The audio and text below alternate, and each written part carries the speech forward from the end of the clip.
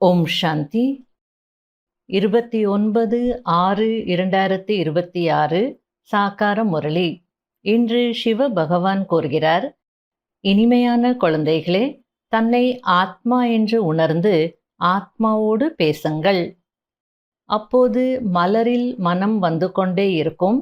தேக அபிமானத்தின் துர்நாற்றம் நீங்கிக் கொண்டே போகும். கேள்வி: தன்னுடைய நறுமணத்தை நாலாபுறமும் பரப்பக்கூடிய மலர்கள் அல்லது விட்டில் பூச்சிகள் யார்?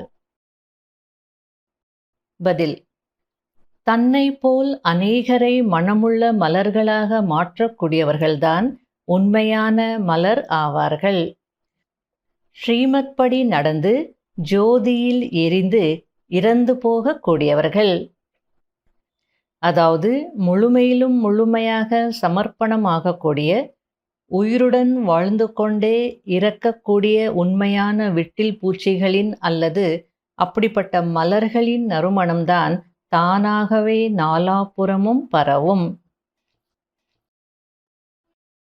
முரளியின் பாடல்: அவையில் எழுந்தது ஜோதி விட்டில் பூச்சிகளுக்காக. ஓம் சாந்தி. விட்டில் பூச்சிகள் பற்றிய பாடலை கேட்டீர்கள். விட்டில் பூச்சி என்று சொன்னாலும் சரி அல்லது மலர் என்று சொன்னாலும் சரி, விஷயம் ஒன்றுதான். குழந்தைகள் புரிந்து கொண்டிருக்கிறீர்கள். நாம் உண்மையிலேயே விட்டில் பூச்சிகளாக ஆகியிருக்கிறோமா அல்லது சுற்றிவிட்டு சென்று விடுகிறோமா என்று பாருங்கள். ஜோதியை மறந்து போகிறார்கள். அப்போ சுத்திட்டு போயிடுவாங்க. அதனால நம்ம எப்படிப்பட்ட விட்டில் பூச்சி, அந்த தீபத்திலேயே விழுந்து இறந்து போகக்கூடிய ஒரு விட்டில் பூச்சியா அப்படின்னு பார்த்துக்கோங்க. நாம் எதுவரை மலராக ஆகியிருக்கிறோம்? ஞானத்தின் நறுமணத்தை பரப்புகிறோமா? தன்னை போன்ற மலராக யாரையாவது ஆக்கி இருக்கிறோமா என்று ஒவ்வொருவரும் தன்னுடைய மனதை கேட்டுக்கொள்ள வேண்டும். தந்தை ஞானக் கடலாக இருக்கிறார். அவரிடம் எவ்வளவு நறுமணம் இருக்கிறது என்பதையோ குழந்தைகள் அறிவீர்கள். யார் நல்ல மலராக அல்லது விட்டில் பூச்சியாக இருக்கிறார்களோ அவர்களிடம் இருந்து நிச்சயமாக நல்ல நறுமணம் வரும். அவர்கள் சதா குஷியாக இருப்பார்கள். மற்றவர்களையும் தனக்கு சமமாக மலராக அல்லது விட்டில் பூச்சியாக ஆக்குவார்கள். மலராக இல்லை என்றாலும் மொட்டாக ஆக்குவார்கள். யார் உயிருடன் வாழ்ந்து கொண்டே இறந்து விடுகிறார்களோ அவர்கள்தான் முழுமையான விட்டில் பூச்சிகள். பலியாகிறார்கள், அதாவது ஈஸ்வரிய குழந்தையாக ஆகிறார்கள். சாது சந்நியாசிகள் முக்திதாமம் செல்வதற்காக சாதனை செய்கிறார்கள். அனைவரும் முக்திக்காக தான் முயற்சி செய்கிறார்கள். ஆனால் முக்தி என்பதின் அர்த்தத்தை புரிந்து கொள்ளவில்லை. சிலர் ஜோதியோடு ஜோதியாக கலந்து விடுவோம் என்கிறார்கள். சிலர் எல்லாம் கடந்து இருக்கும் நிர்வாண தாமத்திற்கு சென்று விடுவோம் என்று நினைக்கிறார்கள். ஆனால் நீங்கள்தான் நாம் தூர தேசத்தில் வசிப்பவர்கள் என்பதை புரிந்து கொண்டிருக்கிறீர்கள். அதாவது உலகத்தில் எல்லாரும் முக்தி வேணும் தான் முயற்சி செய்கிறாங்க. ஆனால் முக்திக்கான அர்த்தம் அவங்களுக்கு தெரியல அப்படின்றார். ஜோதியில போய் ஜோதியாக கலந்துடுறது, ஐக்கியம் ஆயிடுறது, அதுதான் முக்தின்னு நினைக்கிறாங்க. அல்லது எல்லாம் கடந்திருக்கக்கூடிய நிர்வாண தாமத்திற்கு போயிடணும் அப்படின்னு நினைக்கிறது. அதாவது திரும்பி இந்த பூமிக்கே வரக்கூடாது, நாடகத்தில் நடிக்க வரவே கூடாது, அதுதான் முக்தி அப்படின்னு நினைக்கிறாங்க. ஆனால் உங்களுக்கு தான் அதனுடைய உண்மையான அர்த்தம் தெரியும். முக்தி தாமம் என்பது ஆத்மாக்கள் வசிக்கக்கூடிய இடம். தூர தேசத்தில் இருக்குது, அதுதான் நம்முடைய வீடு, அங்கே தான் நம்ம வசிக்கிறோம் அப்படின்றது சரியான அர்த்தம் உங்களுக்கு தெரியும் அப்படின்றார். எப்போது அனைவரும் தமோ பிரதானமாக ஆகிவிடுகிறார்களோ அப்போது கலியுக கடைசி வருகிறது. அந்த கல்பத்தின் சங்கமத்தில்தான் வருகிறேன் என்று தந்தை கூறுகிறார். ஸ்ரீமத் படி நீங்கள்தான் நடக்க முடியும். ஏன்னா யார் பாபாவை புரிஞ்சுக்கிட்டு பாபாவினுடையவர்களாக ஆகிறாங்களோ, பலியாகிறாங்களோ, அர்ப்பணம் ஆகிறாங்களோ, அவங்க தானே ஸ்ரீமத் படி நடக்க முடியும். எங்காவது ஸ்ரீமத் படி நடக்கவில்லை என்றால் மாயா பிழிந்தெடுத்து கொண்டே இருக்கும், தொந்தரவு செய்துகிட்டே இருக்கும். ஸ்ரீமத்துக்கு அதிகமான மகிமை பாடப்பட்டிருக்கிறது. ஸ்ரீமத் பகவத் கீதை என்று சொல்லப்படுகிறது. ஆகையால ஸ்ரீமத்துக்கு அந்த அளவிற்கு முக்கியத்துவம் கொடுக்கணும் அப்படின்னு சொல்றார். இந்த ஒரு தந்தைதான் வந்து துக்கதாமத்திலிருந்து சுகதாமத்தின் எஜமானர்களாக ஆக்குகிறார். இப்பொழுது ஸ்ரீமத் படி நடந்து செல்லுங்கள். ஜென்ம ஜென்மாந்தரத்தின் சுமை தலைமீது நிறைய இருக்கிறது. இல்லையென்றால் ஐயோ ஐயோ என்று கதற வேண்டி இருக்கும் என்று தந்தை கூறுகிறார். அதாவது ஆத்மாவில் பாவ புண்ணியம் எதுவும் ஒட்டாது என்று நினைக்கிறார்கள். ஆனால் அப்படி இல்லை. ஆத்மாதான் சுகதுக்கத்தை அனுபவிக்கிறது. இதை யாரும் புரிந்து கொள்வதில்லை. லட்சியம் மிகவும் உயர்ந்தது என்று தந்தை அடிக்கடி புரிய வைக்கிறார். குழந்தைகளே, தேக அபிமானத்தை விட்டுவிடுங்கள். ஆத்ம அபிமானி ஆகுங்கள். நிரந்தரமாக நினைவு செய்யுங்கள். தந்தையோ சதா சுகமளிக்கக்கூடியவர். துக்கத்தையும் தந்தைதான் கொடுக்கிறார் என்று அப்படி இல்லை. தந்தை ஒருபோதும் குழந்தைகளுக்கு துக்கம் கொடுக்க மாட்டார். ஈஸ்வரன் ஒரு முறை வந்து வழி கொடுக்கிறார். மாயாவோ அரைக்கல்பமாக தவறான வழி கொடுத்து கொண்டே இருக்கிறது. தந்தை கல்பத்தில் ஒரு முறை மட்டும் ஸ்ரீமத் கொடுக்கிறார். மாயாவின் வழிப்படி நடந்து 100% துர்பாக்கியசாலிகளாக ஆகிவிட்டிருக்கிறார்கள். ஆக யார் நல்ல நல்ல மலர்களாக இருக்கிறார்களோ அவர்கள் அதே குஷியில் மூழ்கி இருப்பார்கள். அரைக்கல்பமாக மாய தவறான வழியை காட்டி காட்டி துர்பாக்கியசாலியாக ஆக்கிடுச்சே. இப்போ பாபா ஒரு முறை வந்து சுகதாமத்திற்கு எஜமானராக ஆக்கிறார் அப்படின்னா அவ்வளோ குஷியில மூழ்கி இருப்பாங்களாம். யாரு? நல்ல நல்ல மலர்கள். எல்லாரும் இருக்க முடியாது. ஏன்னா வரிசை கிரமமாக இருக்கிறார்கள் அல்லவா? நிறைய பேர் நாங்கள் யஜ்யத்தை பற்றி சிந்திப்பதா அல்லது குடும்பத்தை பற்றி சிந்திப்பதா என்று கேட்கிறார்கள். அதாவது குடும்பத்திற்காக சேர்த்து வைக்கணுமா, எதிர்காலத்திற்காக சேர்த்து வைக்கணுமா, இல்லை யஜ்யத்துக்கு செய்யணுமா அப்படின்னு நிறைய பேர் கேட்குறாங்க.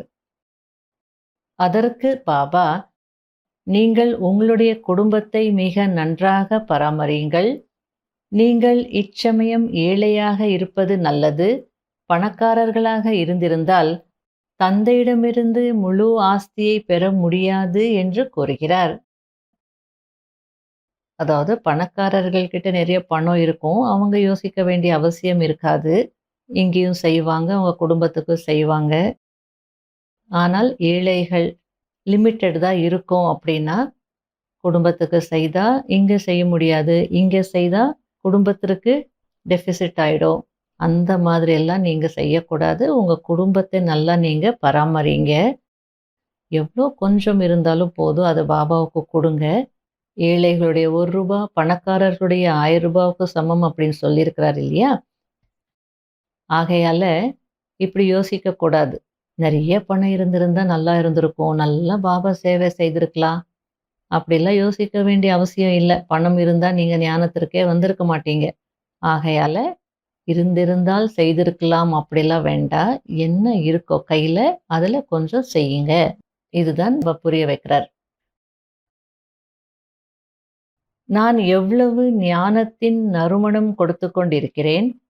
யாருக்காவது ஞானம் மற்றும் யோகத்தின் படிப்பினையை தருகிறேனா என்று ஒவ்வொரு குழந்தையும் புரிந்து கொள்ள வேண்டும்.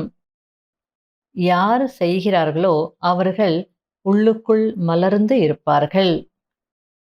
அதாவது உள்ளுக்குள்ள மனம் மலர்ந்த மலர் போல மகிழ்ச்சியாக இருப்பாங்க. குழந்தைகள் நாம் பாபாவினுடையவர்களாகவோ ஆகியிருக்கிறோம் என்று நினைக்கிறார்கள். ஆனால் அது மட்டும் போதாது. இதில் புத்தி மிகவும் சூட்சுமமாக செயல்பட வேண்டும். நான் ஆத்மா, இந்த ஆத்மாவுக்கு புரிய வைக்கிறேன். இவர் நம்முடைய சகோதரர், இவருக்கு வழி சொல்ல வேண்டும். ஆத்மாதான் புரிந்து கொள்கிறது என்று இதுபோல் புரிந்து கொள்ளுங்கள். அப்போது ஆத்மாவிற்கு அம்பு பாயும். தேகத்தை பார்த்து சொன்னீர்கள் என்றால் ஆத்மா கேட்காது. எவ்வளவு நல்லா சொல்லிட்டு இருக்கிறார். நம்ம புதுசா வரவங்களுக்கு ஆத்மா படத்துல என்ன எக்ஸ்பிளைன் பண்றோம்? ஷரீரம் ஒரு காரு போல. அந்த காருக்குள்ள இருக்கக்கூடிய டிரைவர் தான் ஆத்மா.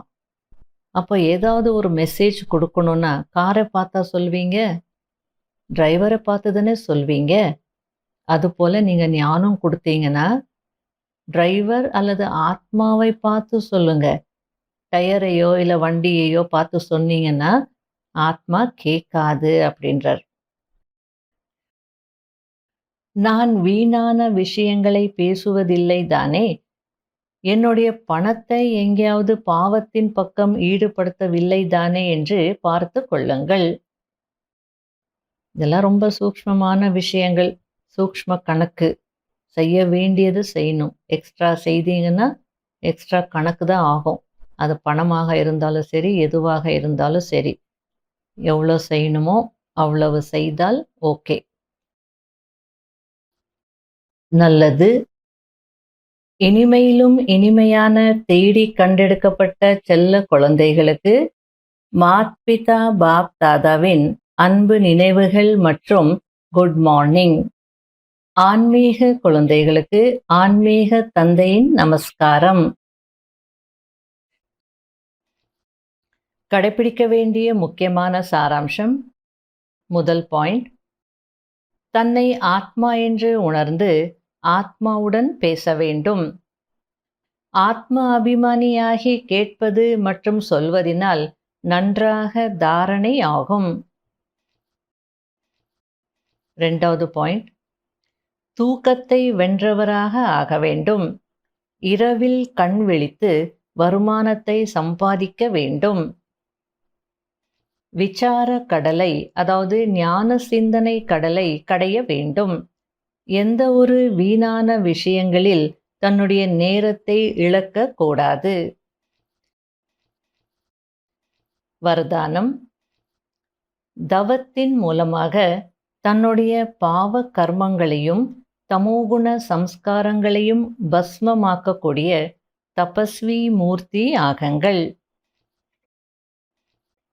எப்படி இப்போது ஈஸ்வரிய பாலனின் காரியம் நடந்து கொண்டிருக்கிறதோ அதேபோல் இறுதியில் தபஸ்யா மூலமாக தன்னுடைய பாவ கர்மங்களையும் ஒவ்வொரு ஆத்மாவின் தமோகுண சம்ஸ்காரங்களையும் மேலும் இயற்கையின் தமோகுணத்தையும் பஸ்மம் செய்யும் காரியம் நடைபெற வேண்டும். அதற்காக சதா ஒரே சீரான மனநிலையின் ஆசனத்தில் நிலைத்திருந்து தன்னுடைய தபஸ்வி ரூபத்தை வெளிப்படுத்துங்கள். அதாவது ஏக்கரச மனநிலையில் இருப்பதுதான் தபஸ்யா. ஆகையால் அந்த ஒரே சீரான மனநிலை என்ற ஆசனத்தில் இருந்து உங்களுடைய தபஸ்வி ரூபத்தை வெளிப்படுத்துங்க அப்படின்றார். இவ்வளோ நாள் நீங்க ஞானம் கொடுத்து ஈஸ்வரிய பாலனை கொடுத்தீங்க. கடைசியில ஞானம் சொல்வதற்கான நேரமும் இருக்காது, அதற்கான சூழ்நிலையும் இருக்காது. அப்போ கடைசியில எந்த மாதிரியான சேவை நடக்கும்? தபஸ்யா மூலமாக தன்னுடைய பாவ கர்மங்களையும் ஒவ்வொரு ஆத்மாவின் தமோகுண சம்ஸ்காரங்களையும் இயற்கையின் தமோகுணத்தையும் பஸ்மம் செய்யும் காரியம் நடக்க வேண்டி இருக்கிறது. ஆகையால உங்களுடைய தவ சக்தியை நீங்க அதிகரிச்சுக்கோங்க அப்படின்றார். எவ்வளோ பெரிய காரியம் செய்ய வேண்டியிருக்கு. ஆகையால அந்த ஏகாகிர நிலையில இருப்பதற்கான முயற்சி செய்யணும். உங்களுடைய ஒவ்வொரு கர்மேந்திரியத்தினால் தேக உணர்வின் தியாகம் மற்றும் ஆத்ம அபிமானியாக ஆகக்கூடிய தவம் வெளிப்படையாக தென்பட வேண்டும். எவ்வளோ அழகா பாபா புரிய வச்சிட்டு இருக்கிறார். ஒவ்வொரு கர்மேந்திரியத்தினால் தேக உணர்வின் தியாகம். இதற்கு நிறைய ஆழமான ஒரு முயற்சி செய்ய வேண்டியிருக்கும். எந்த ஒரு கர்மேந்திரியத்திலையும் அந்த தேகாபிமானம் இருக்கக்கூடாது. தேகாபிமானத்துடைய தியாகம் தெரியணும்.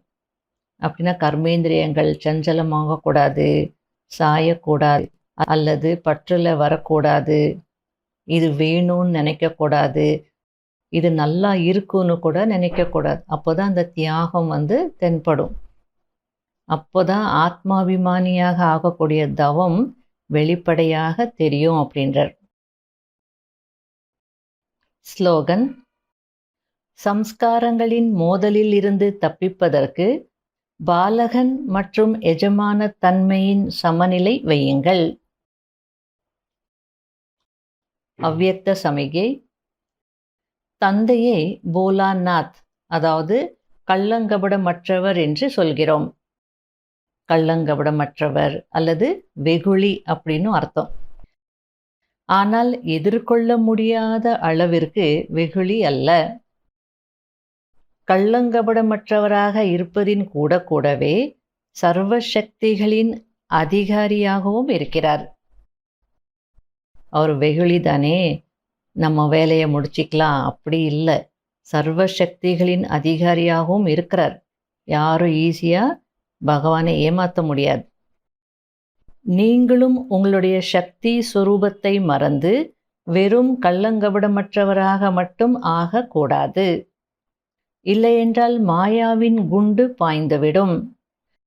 மாயை எதிர்கொள்வதற்கு முன்பாகவே நமஸ்காரம் செய்ய வேண்டும். அந்த அளவிற்கு சக்தி சொரூபமாக ஆகுங்கள்.